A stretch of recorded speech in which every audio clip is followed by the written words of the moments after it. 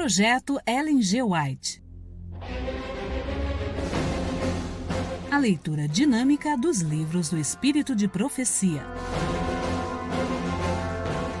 Eventos finais. Autora Ellen G. White.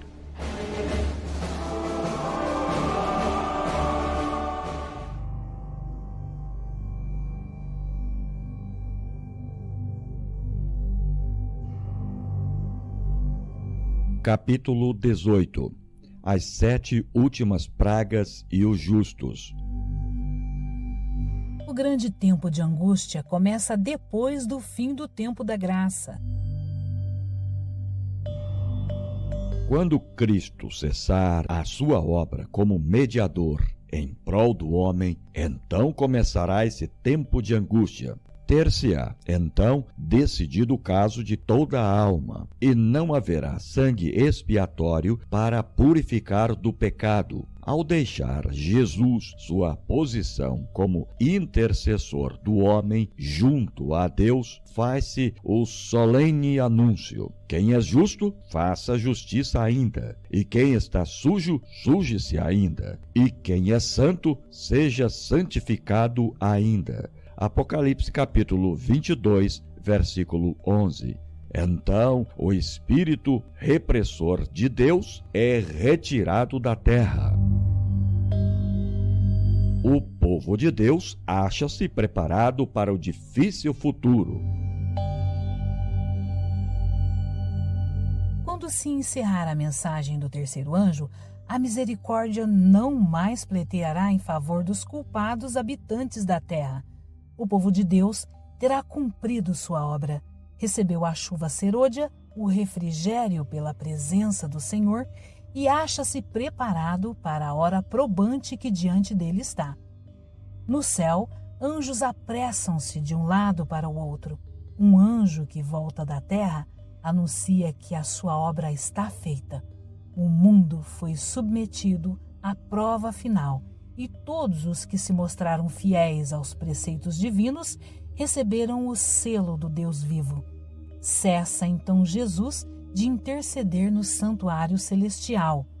Cristo fez expiação por seu povo e apagou os seus pecados.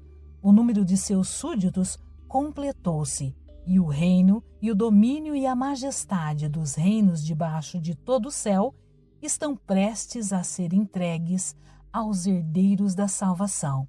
E Jesus deve reinar como Rei dos Reis e Senhor dos Senhores. Terrível e além da compreensão. O tempo de agonia e angústia que diante de nós está exigirá uma fé que possa suportar o cansaço, a demora e a fome. Fé que não desfaleça, ainda que severamente provada.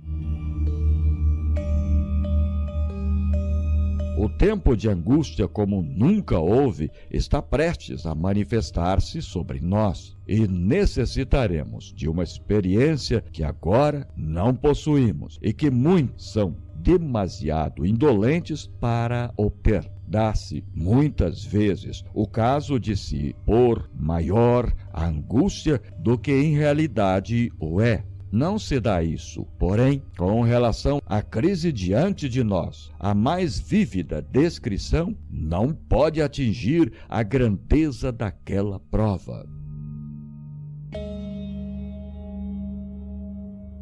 Quando Jesus deixar o Santíssimo, seu espírito refreador será retirado dos dominadores e do povo. Serão deixados ao controle dos anjos maus. Então, serão feitas, por conselho e direção de Satanás, leis que, se não fosse muito breve o tempo, nenhuma carne se salvaria. Muitos serão levados a repousar antes do tempo de angústia. Nem sempre é prudente suplicar cura incondicional. Ele sabe se aqueles que, em favor de quem se fazem petições, seriam capazes de suportar a aflição e a prova que sobre eles viriam caso vivessem. conhece o fim desde o princípio. Muitos serão levados a repousar antes que a prova de fogo do tempo de tribulação venha sobre o nosso mundo. O Senhor muitas vezes me instruiu de que muitos pequeninos hão de ser removidos antes do tempo de angústia. Havemos de ver de novo nossos filhos, havemos de encontrar-nos com eles e reconhecê-los nas cortes celestes. O objetivo de Satanás: destruir todos os observadores do sábado. Diz o grande enganador: nossa principal preocupação é silenciar essa seita de observadores do sábado. Finalmente teremos uma lei para exterminar a todos os que não se submeterem à nossa autoridade. É desígnio de Satanás fazer com que eles sejam exterminados da terra, a fim de que não seja contestada sua supremacia no mundo. A igreja remanescente terá de passar por grande prova e aflição. Aqueles que guardam os mandamentos de Deus e a fé de Jesus sentirão a ira do dragão e de suas hostes. Satanás reputa por súditos seus os habitantes do mundo. Adquiriu domínio sobre as igrejas apóstatas. Mas eis um pequeno grupo que resiste à sua supremacia. Se ele os pudesse desarraigar da terra, completo seria seu triunfo. Como influenciava nas nações pagãs para destruir Israel, assim, num próximo futuro, ele incitará as maléficas potências terrestres para destruir o povo de Deus. Os argumentos usados contra o povo de Deus. Vi que os 4 anjos segurariam os 4 ventos até que a obra de Jesus estivesse terminada no santuário. E então viriam as 7 últimas pragas. Estas pragas enfureceram os ímpios contra os justos, pois pensavam que nós havíamos trazido os juízos divinos sobre eles, e que se pudessem livrar a terra de nós, as pragas cessariam. Quando o anjo da misericórdia dobrar as asas e for embora, Satanás fará os maus atos que por muito tempo tem desejado realizar. Tormentas e tempestades, guerras e derramamento de sangue, ele se deleita nessas coisas, efetuando assim a sua colheita. E tão completamente serão os homens enganados por ele, que declararão que essas calamidades constituem o resultado da profanação do primeiro dia da semana. Dos púlpitos das igrejas populares será ouvida a declaração de que o mundo está sendo punido porque o domingo não é honrado como deveria. Insistir-se-á em que os poucos que permanecem em oposição a uma instituição da Igreja e lei do Estado não devem ser tolerados, que é melhor que eles sofram do que nações inteiras sejam lançadas em confusão e ilegalidade. O mesmo argumento há 1800 anos foi aduzido contra Cristo pelo príncipe do povo. Este argumento parecerá concludente. A morte para todos que não honrarem o domingo. Saiu um decreto para se matarem os santos, o que fez com que estes clamassem dia e noite por livramento. Assim como Nabucodonosor, o rei de Babilônia, promulgou um decreto de que todos os que não se prostrassem e adorassem essa imagem seriam mortos, também será feita uma proclamação de que todos os que não reverenciarem a instituição do domingo serão punidos com prisão e morte. Leiam todos atentamente o 13º capítulo do Apocalipse, pois ele tem que ver com com todo ser humano, grande ou pequeno. Está prestes a sobrevir ao povo de Deus o tempo de angústia.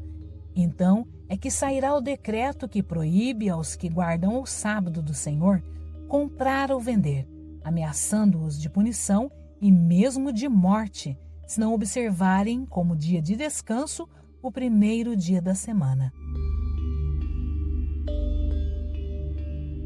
Os poderes da terra, unindo-se para combater os mandamentos de Deus, decretarão que todos, pequenos e grandes, ricos e pobres, livres e servos, Apocalipse capítulo 13, versículo 16, se conformem aos costumes da igreja, pela observância do falso sábado. Todos os que se recusarem a conformar-se serão castigados pelas leis civis e decretar-se-á finalmente serem merecedores de morte. A ira do homem será especialmente despertada contra os que santificam o sábado do quarto mandamento.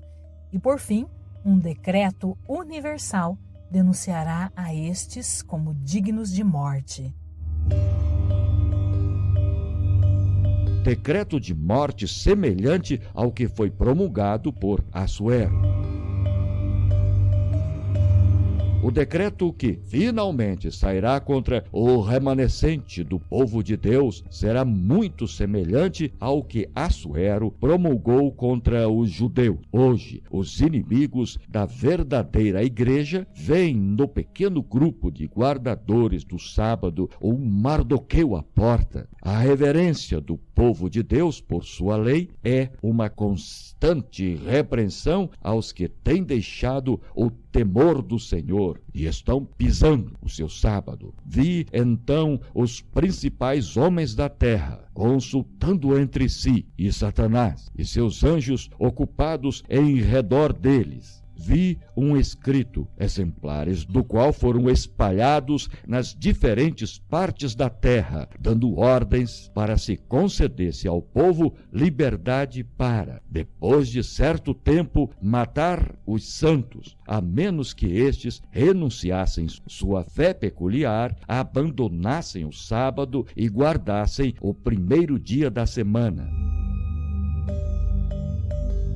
Se o povo de Deus puser a confiança nele e pela fé se apegar ao seu poder, os ardis de Satanás serão frustrados tão evidentemente em nosso tempo como nos dias de Mardoqueu.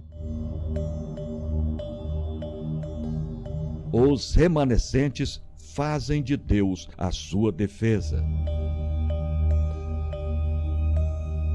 E nesse tempo se levantará Miguel, o grande príncipe, que se levanta dos filhos de teu povo, e haverá um tempo de angústia qual nunca houve, desde que houve nação até aquele tempo. Mas naquele tempo livrar-se-á o teu povo, todo aquele que se achar escrito no livro. Daniel, capítulo 12, versículo 1. Quando vier esse tempo de angústia, todo o caso estará decidido. Não mais haverá graça, nem misericórdia para o impenitente. O selo do Deus vivo estará sobre o seu povo. Estes poucos remanescentes, incapazes de se defenderem do conflito mortal sobre os poderes da terra, arregimentados pela hoste do dragão, fazem de Deus a sua defesa. Pela mais elevada autoridade terrestre, foi feito o decreto para que, sob pena de perseguição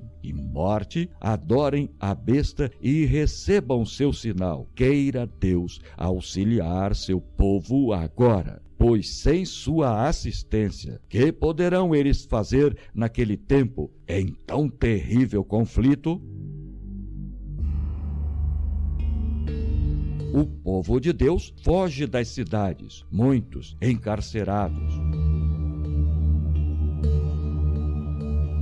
Quando o decreto promulgado pelos vários governantes da cristandade contra os observadores dos mandamentos lhes retirar a proteção do governo, abandonando-os aos que lhes desejam a destruição, O povo de Deus fugirá das cidades e vilas e reunir-se-á em grupos, habitando nos lugares mais desertos e solitários. Muitos encontrarão refúgio na fortaleza das montanhas. Muitos, porém, de todas as nações e de todas as classes, elevadas e humildes, ricos e pobres, pretos e brancos, serão arrojados na escravidão mais injusta e cruel. Os amados de Deus passarão dias penosos, presos em correntes, retidos pelas barras da prisão, sentenciados à morte, deixados alguns aparentemente para morrer à fome nos escuros e fétidos calabouços.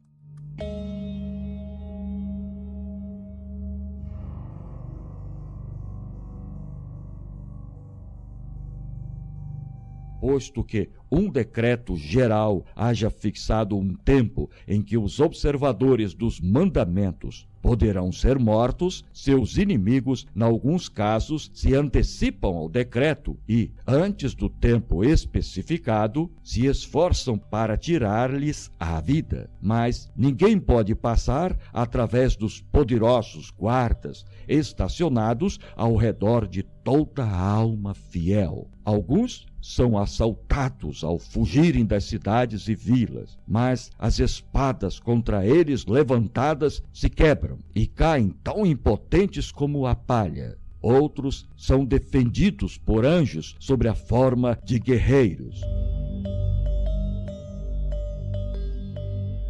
O povo de Deus, nesse tempo, não está todo ele num só lugar. Eles se encontram em grupos diferentes e em todas as partes da terra, e serão provados individualmente, não em grupos. Cada um terá de resistir à prova por si mesmo. A fé dos membros individuais da igreja será provada, como se não houvesse outra pessoa no mundo. Casas e terras não terão utilidade.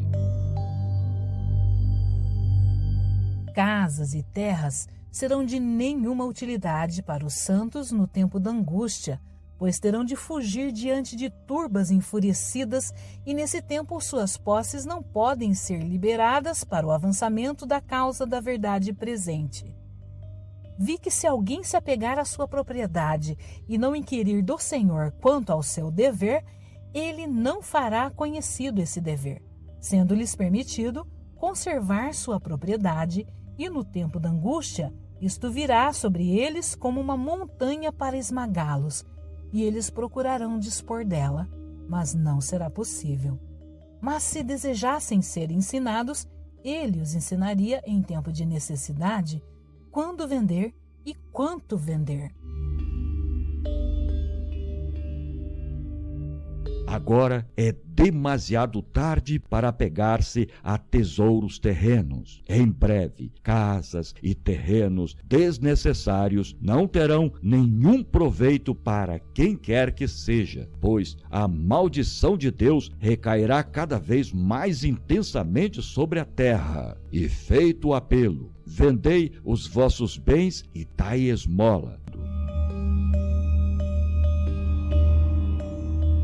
Esta mensagem deve ser transmitida fielmente, inculcada ao coração das pessoas, para que a propriedade de Deus retorne a ele em oferendas para o avanço de sua obra no mundo. Como o tempo de angústia de Jacó. Expedir-se-á, por fim, um decreto contra os que santificam o sábado do quarto mandamento, denunciando-os como merecedores do mais severo castigo e dando ao povo a liberdade para, depois de certo tempo, matá-los. O romanismo no velho mundo, o protestantismo apóstata no novo, adotarão uma conduta idêntica para com aqueles que honram todos os preceitos divinos. O povo de Deus será, então, imerso naquela cena de aflição e angústia descritas pelo profeta como o tempo de angústia de Jacó. Aos olhos humanos, parecerá, todavia, que o povo de Deus logo deverá selar seu testemunho com sangue, assim como fizeram os mártires antes deles. Eles mesmos começaram a recear que o Senhor os abandonou para sucumbir às mãos de seus inimigos. É um tempo de terrível agonia. Dia e noite clamam a Deus rogando livramento. Semelhantes a Jacó, todos estão a lutar com Deus. Seu semblante exprime sua luta íntima. A palidez repousa em cada rosto. Não cessam, porém, de orar fervorosamente. A experiência de Jacó durante aquela noite de luta e angústia representa a prova pela qual o povo de Deus deverá passar precisamente antes da segunda vinda de Cristo. O profeta Jeremias, em santa visão, olhando para esse tempo, disse: ouvimos uma voz de tremor, mas não de paz. Por que se tem tornado macilentos todos os rostos?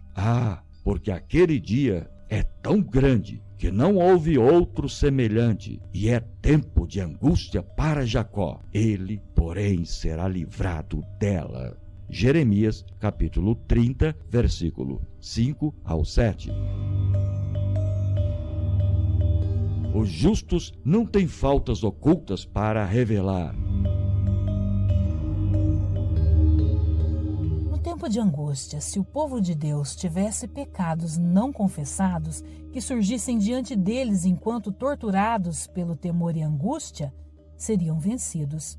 O desespero suprimir-lhes-ia a fé, e não poderiam ter confiança para suplicar de Deus o livramento. Mas, ao mesmo tempo em que têm uma profunda intuição de sua indignidade, não possuem falta oculta para revelar.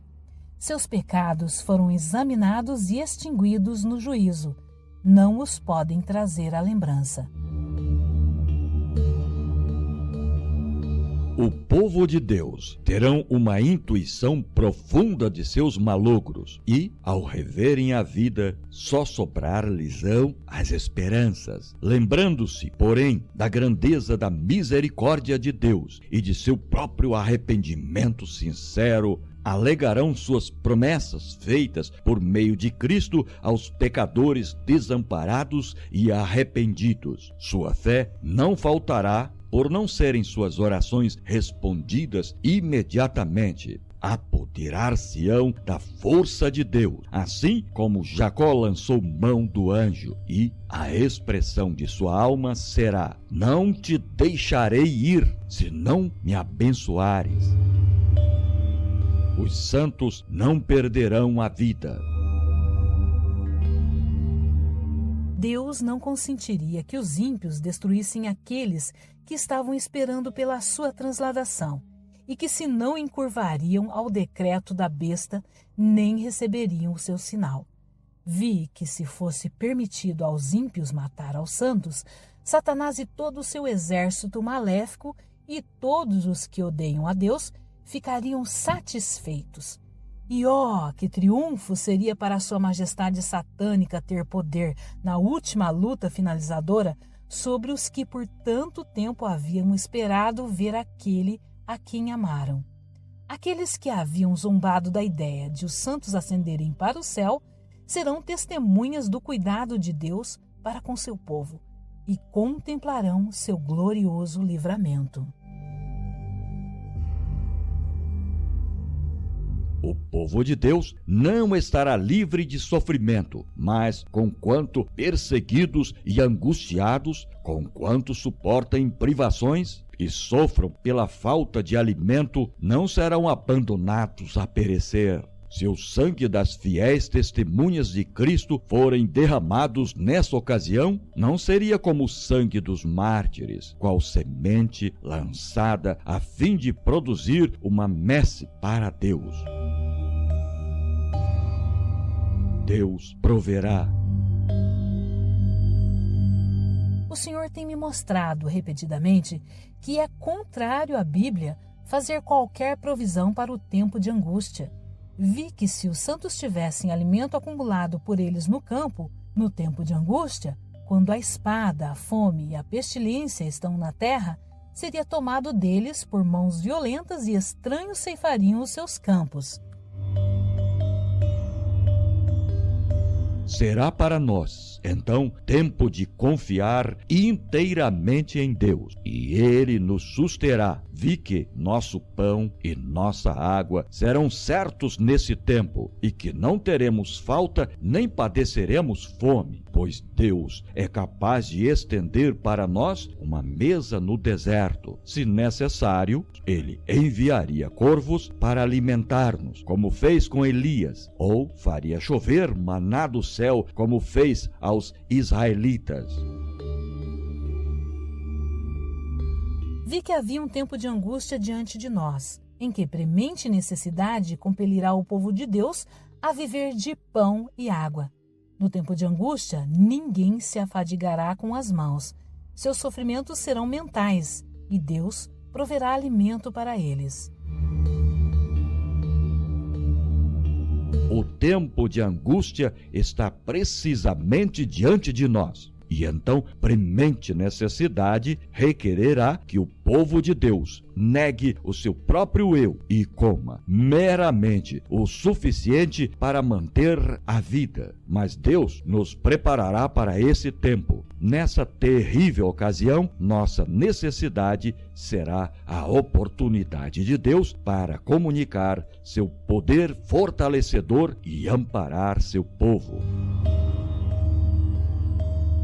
Pão e água é tudo o que foi prometido aos remanescentes no tempo de angústia. No tempo de angústia, precisamente antes da vinda de Cristo, os justos serão preservados pelo ministério de anjos celestiais. Nenhum intercessor, mais constante comunhão com Cristo. Cristo fez expiação por seu povo e apagou os seus pecados. O número de seus súditos completou-se. Deixando ele o santuário, as trevas cobrem os habitantes da terra. Naquele tempo terrível, os justos devem viver à vista de um Deus santo sem intercessor. Esquecer-se-á o Senhor do seu povo nessa hora de provação, ainda que os inimigos os lancem nas prisões. As paredes do calabouço não podem interceptar a comunicação entre a sua alma e Cristo. Aquele que vê todas as suas fraquezas e sabe de toda provação está acima de todo prazer terrestre, e anjos virão a eles nas celas solitárias, trazendo luz e paz do céu. A prisão será como palácio, pois os ricos de fé morarão ali, e as paredes sombrias serão iluminadas com a luz celestial, como quando Paulo e Silas, à meia-noite, oraram e cantaram louvores na masmorra de Filipos. Pudessem os homens ver com visão celestial e contemplariam um grupo de anjos magníficos em poder, estacionados em redor daqueles que guardaram a palavra da paciência de Cristo.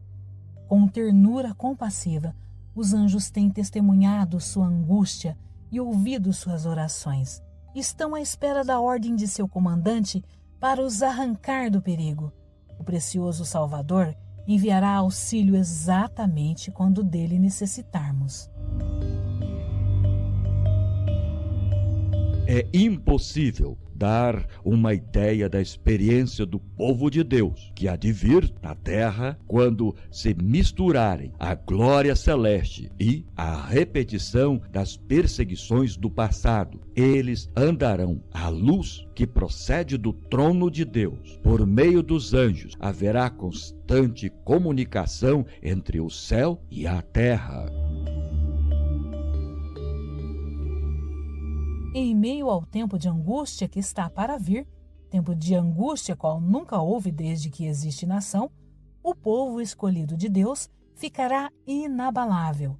Satanás e sua hoste não os poderá destruir, pois anjos magníficos em poder protegê-los-ão.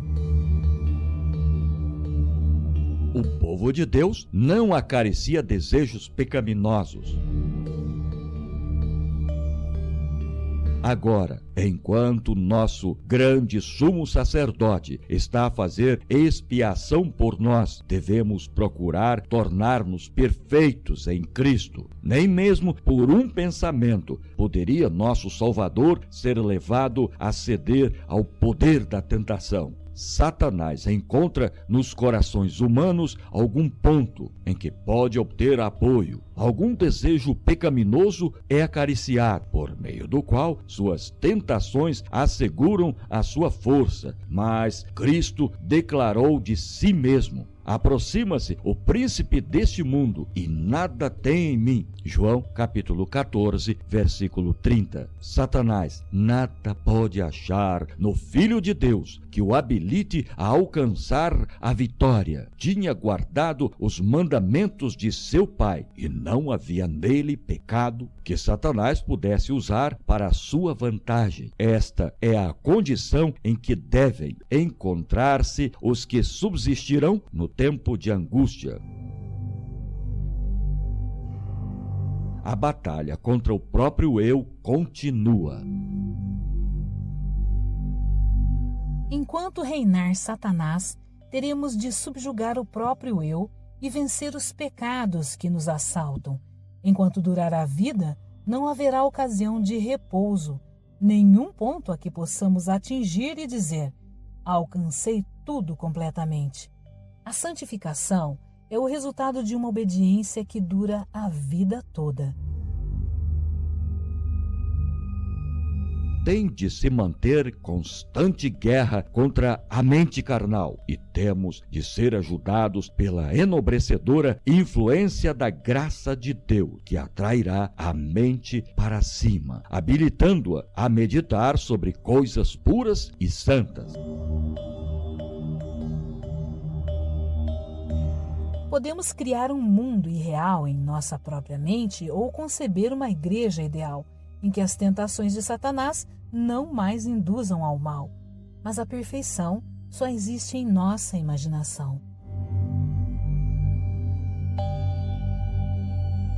Quando os seres humanos receberem carne santa, não permanecerão na terra, mas serão levados ao céu. Se bem que o pecado seja perdoado nessa vida, seus resultados não são agora inteiramente removidos. É por ocasião de sua vinda que Cristo deve transformar nosso corpo abatido para ser conforme o seu corpo glorioso. Os 144.000 cantavam um cântico novo diante do trono, cântico que ninguém podia aprender senão os 144.000. É o hino de Moisés e do Cordeiro, hino de livramento. Ninguém, a não ser os 144.000, pode aprender aquele canto, pois é o canto de sua experiência. E nunca ninguém teve experiência semelhante. Estes são os que seguem o Cordeiro para onde quer que vá. Apocalipse capítulo 14, versículos de 1 a 5. Estes, tendo sido trasladados da terra, dentre os vivos, são tidos como as primícias para Deus e para o Cordeiro. Apocalipse capítulo 15, versículo 3. Estes são os que vieram de grande tribulação. Apocalipse capítulo 7, versículo 14. Passaram pelo tempo de angústia tal como nunca houve desde que houve nação. Suportaram a aflição do tempo da angústia de Jacó. Permaneceram sem intercessor durante o derramamento final dos juízos de Deus. Não é sua vontade que eles se metam em discussões agora de questões que os não ajudam espiritualmente, tais como: que pessoas vão constituir os 144.000? Isto, aqueles que forem os eleitos de Deus hão de, sem dúvida, saber em breve. O povo de Deus é libertado. As hostes de Satanás e homens ímpios os rodearão. e exultarão sobre eles, pois parecerá não haver escape para eles. Em meio, porém, de sua orgia e triunfo, ouve-se o ribombo após ribombo dos mais estrondosos trovões. Os céus se enegreceram, sendo iluminados apenas pela brilhante luz e a terrível glória do céu, ao fazer Deus soar sua voz desde sua santa habitação.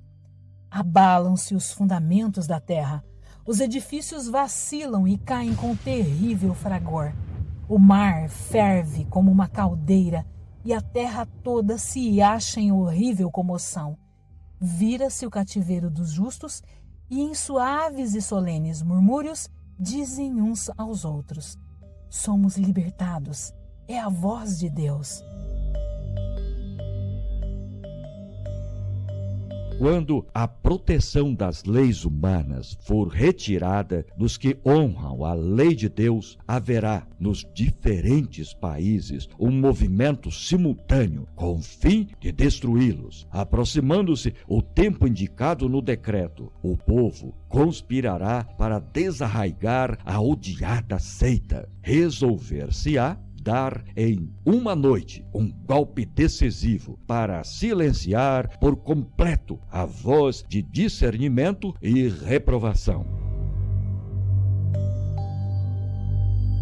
O povo de Deus, alguns nas celas das prisões, outros escondidos nos retiros solitários das florestas e montanhas, pleiteia ainda a proteção divina, enquanto por toda parte, grupo de homens armados, instigados pelas hostes de anjos maus, se estão preparando para a obra de morte. Com brados de triunfo, zombaria e imprecações, multidões de homens maus estão prestes a cair sobre a presa, quando eis um denso negror, mais intenso do que as trevas da noite, cai sobre a terra.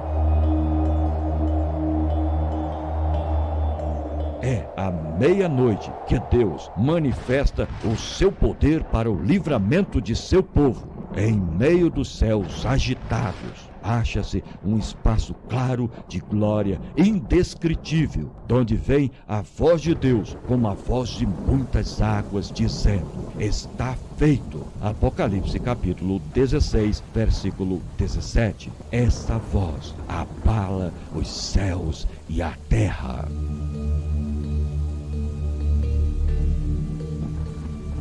As mais orgulhosas cidades da terra são derribadas. Os suntuosos palácios em que os grandes homens do mundo dissiparam suas riquezas com a glorificação própria desmoronam-se diante de seus olhos. As paredes das prisões fendem-se e o povo de Deus, que estivera retido em cativeiro por causa de sua fé, é libertado.